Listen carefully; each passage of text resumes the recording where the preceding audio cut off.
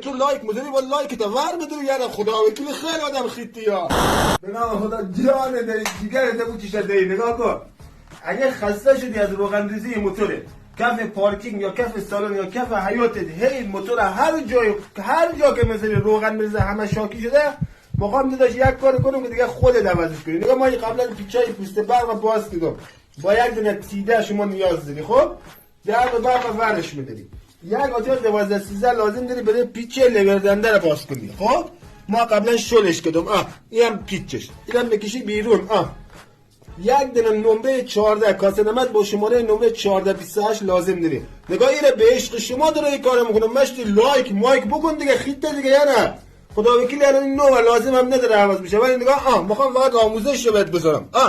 بیا نگاه این نو کاسه نمدش فقط به عشق شما داره عوضش میکنم خب به عشق شما